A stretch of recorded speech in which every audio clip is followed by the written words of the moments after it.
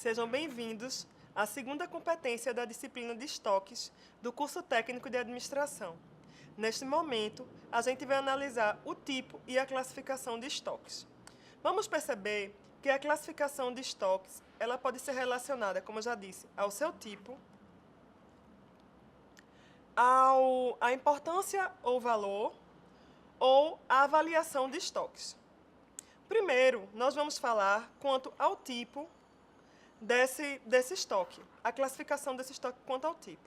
Primeiro, o estoque pode ser relacionado à sua matéria-prima ou materiais auxiliares, aos materiais semi-acabados, aos componentes, aos produtos acabados e ao estoque de segurança ou mínimo.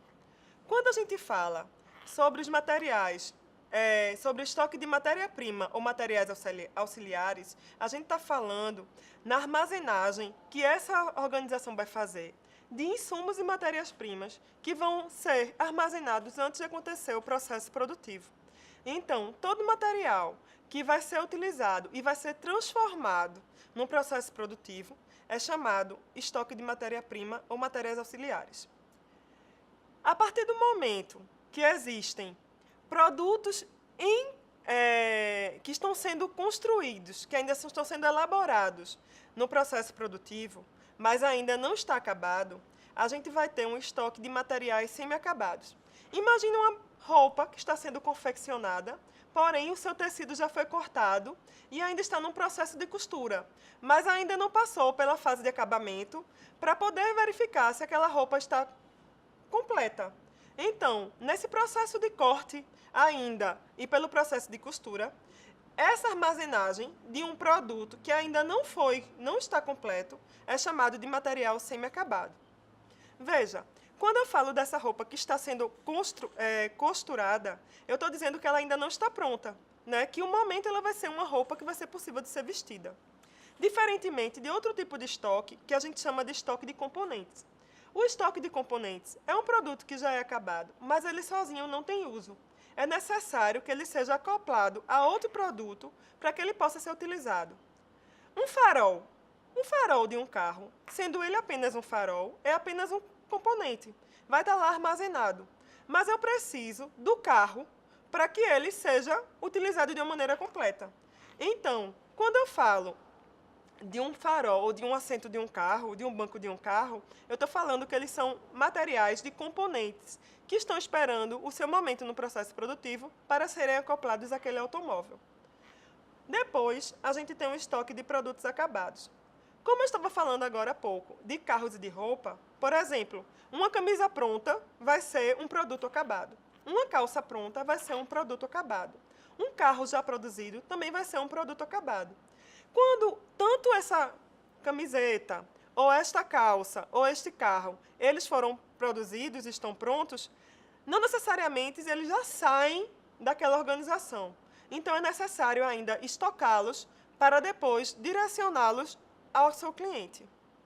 Por fim, nós temos o estoque de segurança. O estoque de segurança, ele vai ser utilizado como uma maneira de a gente poder saber o ponto necessário para que a gente possa fazer pedidos de novos materiais. Então, é através de uma fórmula que a gente vai saber o momento certo de poder pedir mais suprimentos. A fórmula do estoque de segurança é formada pela demanda máxima subtraída da demanda média. A partir daí, você vai poder saber qual é o momento importante de poder pedir mais material para a sua organização. Ok? Depois que nós falamos da classificação quanto ao tipo, vamos falar da classificação dos estoques quanto à importância do seu valor. Quando a gente fala da importância do seu valor, esse método também é conhecido como método ABC, devido a Vilfredo Pareto, que foi um economista italiano, que ao fazer um estudo sobre a economia, sobre as classes sociais do século XIX da sua região, percebeu que 20% das pessoas ficavam responsáveis por 80% da renda. Ou seja, havia uma concentração da renda numa minoria de pessoas. em 20% delas. Quando a gente fala do método ABC ou da curva ABC, a gente quer dizer que vai existir materiais que são muito mais importantes dentro de um processo produtivo e que tem que ser cuidado com o seu armazenamento, quando comparados com outros produtos.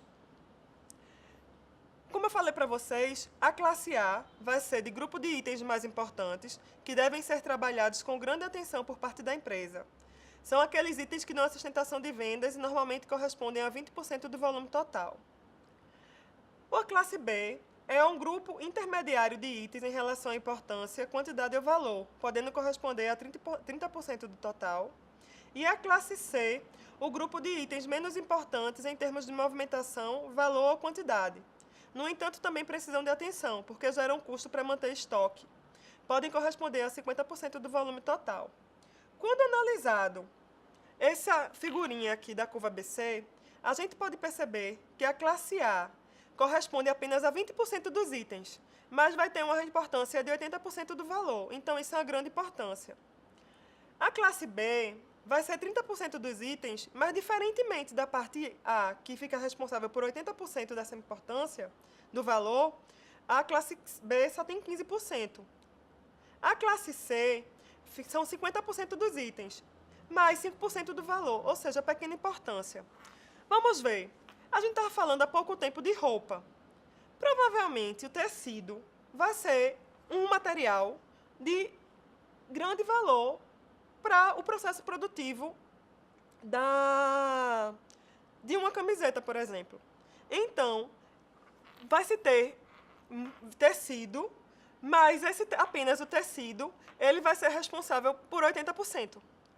Só que uma camiseta ela pode não ser feita apenas de tecido. Ela leva também linha, ela pode levar botão. Então, esses outros, dependendo dessa customização dessa roupa, ela pode ainda levar alguns detalhes de customização que vão fazer parte da roupa, mas que a sua importância vai ser menor. Então, esses materiais, eles têm uma menor importância quando comparados com o tecido. A outra forma de classificar os estoques é através da sua avaliação. O que é importante saber em relação à política de estoques? Que é necessário assegurar o dinheiro investido nos estoques, que esse dinheiro seja o mínimo possível, garantir que o valor desse capital seja uma ferramenta de tomada de decisão, para você poder saber qual é a melhor forma de decidir sobre o estoque que vai ser feito e evitar desperdício, como perda de validade, roubos e extravios. Ou seja, o maior objetivo do custeio do estoque é a determinação de custos adequados às vendas, de forma que o lucro apropriado seja calculado. Existem 3 formas de se analisar, ou essas são as mais conhecidas, os estoques. Temos PEPS, o EPS e custo médio ponderado. O método PEPS é conhecido como o primeiro que entra, o primeiro que sai. O método EPS é aquele conhecido como o último que entra e o primeiro que sai. E é também o custo médio ponderado, que a gente vai ver, vai ser feita uma média ponderada a respeito dos valores desse custo. Pois bem, vamos falar primeiro do método PEPS. À medida que ocorrem as vendas, vão ocorrer baixas no estoque a partir das primeiras unidades compradas. Esse método tem algumas vantagens, como os itens usados são retirados do estoque e a baixa é dada nos controles de maneira lógica e sistemática. O resultado obtido espelha o custo real dos itens específicos usados nas saídas e o movimento estabelecido para os materiais, de forma contínua e ordenada, representa uma condição necessária para o perfeito controle dos materiais, especialmente quando estes estão sujeitos a deterioração, decomposição, mudança de qualidade e etc. Analisando aqui a tabelinha, a gente pode ver o seguinte. Veja só, no dia 1º de janeiro, houve uma entrada que foi de R$ 1,30, uma unidade de R$ 1,30. Então, o saldo ficou de uma quantidade de R$ 1,30. Quando foi no dia 2 de janeiro, a gente teve uma entrada de R$ 1,20. Então, no saldo, não aparece a soma desses dois. Aparece primeiro uma entrada de R$ 1,30 e logo abaixo uma entrada de R$ 1,20. No dia 3 de janeiro, aparece uma entrada de R$ 1,00. Você vai ver que no saldo tem uma entrada de R$ 1,30, uma entrada de R$ 1,20 e uma entrada de R$ 1,00. No dia 4 de janeiro, em vez de haver uma entrada, houve uma saída. A primeira saída que vai acontecer é do primeiro que entrou. O primeiro valor que entrou foi de R$ 1,30. Logo, a primeira saída vai ser de R$ 1,30, restando o saldo de R$ 1,20 e R$ 1,00. O próximo método é o EPS, ou seja, o último que entra é o primeiro que sai. Este método ele não é muito utilizado. O custo de estoque desse método é determinado como se as unidades mais recentes adicionadas ao estoque, ou seja, aquelas últimas que entraram, fossem as primeiras unidades vendidas, ou as primeiras a sair. Existe uma preocupação muito grande com esse método, porque ele não vai levar em consideração que alguns materiais são perecíveis, e por isso podem se deteriorarem. E, consequentemente, devido a este fato, por ser o último a entrar, vai ser o primeiro a sair, aquele que entrou primeiro pode simplesmente perder a sua validade. Analisando de novo a tabelinha, que é bem parecida com a tabelinha anterior do método Pepsi, a gente percebe que houve a entrada no dia 1º de janeiro de R$ 1,30 e que o saldo ficou de R$ 1,30. Quando foi no dia 2 de janeiro, a gente teve a mesma coisa, uma entrada de R$ 1,20 e aí o saldo fica R$ 1,30 e R$ 1,20. No dia 3 entrou R$ 1,00. Quando a gente vai ver o saldo fica R$ 1,30, R$ 1,20 e R$ 1,00. Porém, no dia 4 de janeiro, a saída vai ser da última que entrou. No caso, o material que custou R$ 1,00, restando no saldo R$ 1,30 e R$ 1,20. A próxima classificação dos estoques vai ser a do custo médio ponderado. Esse método também é chamado de método da média ponderada ou média móvel e vai se basear na aplicação dos custos médios em lugar dos custos efetivos. Ela é aceita pelo fisco e ela é amplamente utilizada. E ela leva em consideração também o princípio contábil da aquisição, que vai determinar que se incluam no custo dos materiais, além do preço, todos os outros custos decorrentes da compra e que se deduzam todos os descontos e bonificações eventuais recebidos. Para a gente poder compreender, vamos voltar àquela tabelinha para ver a diferença entre a forma de avaliar o estoque num PEPS, o EPS no custo médio ponderado. Veja só, no dia 1 de janeiro, entrou uma peça de R$ 1,30. E lá no saldo, a gente vai ter uma peça de R$ 1,30. No dia 2 de janeiro, vai entrar uma peça de R$ 1,20.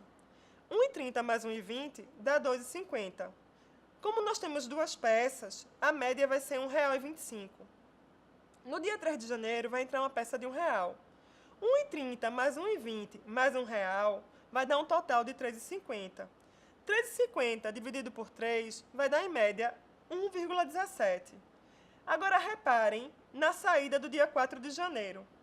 Uma peça vai sair desse estoque, porém, o valor dela vai ser de R$ 1,17, que é justamente a média desses três itens que entraram, restando, no saldo, duas unidades de R$ 1,17, que vai dar um valor de R$ 2,34.